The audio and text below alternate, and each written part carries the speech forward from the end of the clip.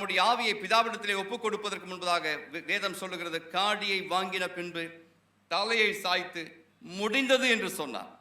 அதை கேட்டுக்கொண்டிருந்த பிரதான ஆசாரியர்களும் பரிசேயர்களும் நினைத்தார்கள், நாங்கள் நினைத்த வண்ணமாகவே இவன் சொல்லுகிறான், முடிந்தது, இவனுடைய கதை இன்றோடு முடிந்தது என்று அவர்கள் நினைத்தார். நாங்கள் மனதிலே நினைத்த காரியத்தை இயேசு கிறிஸ்து சிலுவையிலே சொல்லுகிறான் என்று அவர்கள் நினைத்தார்கள். But what Jesus meant when he said it is finished was it is going to be renewed again in our lives today. அல்லேலூயா சொல்லுவீங்களா? முடிந்தது என்று அவர் சொன்ன பொழுது அவருடைய வாழ்க்கை முடிந்தது என்று அவர் சொல்லவில்லை. பாவத்தின் கட்டு மனிதனை அழுத்தி இருந்த காலம் முடிந்தது என்றே கர்த்தர் சொன்னார். அல்லேலூயா சொல்லுவீங்களா? அல்லேலூயா.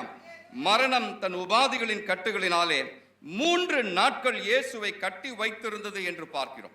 ஆனால் 3 நாட்களுக்கு மேலாக மரணத்திற்கு இயேசு கிறிஸ்துவை பாதாளத்திலே அந்த கல்லறையிலே வைப்பதற்கு அதிகாரம் கொடுக்கப்பட்டு இருக்கவில்லை.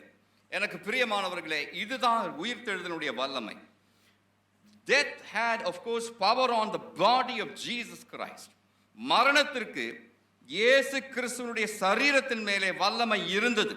But that was not the power of Satan. That was not the power of devil. That was the power of death over a natural human body.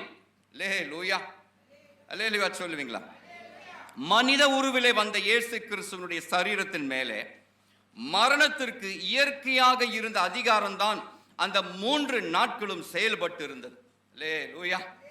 ஆனால் தேவன் அவருடைய மரண உபாதிகளின் கட்டை அவிழ்த்து அவரை எழுப்பின பொழுது மரணம் சொன்னது, இனிமேல் இவரை நான் பிடித்து வைத்திருக்க முடியாது, இனிமேல் கல்லறைக்குள்ளே இந்த சரீரத்தை நான் வைத்திருக்க முடியாது என்று மரணம் வாக்குமூலம் கொடுத்தது. அல்லேலூயா சொல்லுவீங்களா? 22வது வசனத்திலே பேதுரு சொல்லுகிறான், பிதாவாகிய தேவன் அவரை குறித்து வாக்குமூலம் கொடுத்தார். எப்படி கொடுத்தார்? அவருடைய செய்கைகளினாலும் அவருடைய அற்புதங்களினாலும் அவருடைய அடையாளங்களினாலும் இவர் யார் என்பதை குறித்து பிதாவாகிய தேவன் பரலோகம் வாக்கு கொடுத்தது என்று பார்க்கிறோம். ஆனால் மரணம் ஒரு வாக்கு மூலம் கொடுத்தது. 3 நாட்களுக்கு மேலே இவருடைய சரீரத்தை இங்கே பிடித்து வைக்க எனக்கு அனுமதி கிடையாது. அல்லேலூயா. அல்லேலூயா. And that was a testament of death. Hallelujah.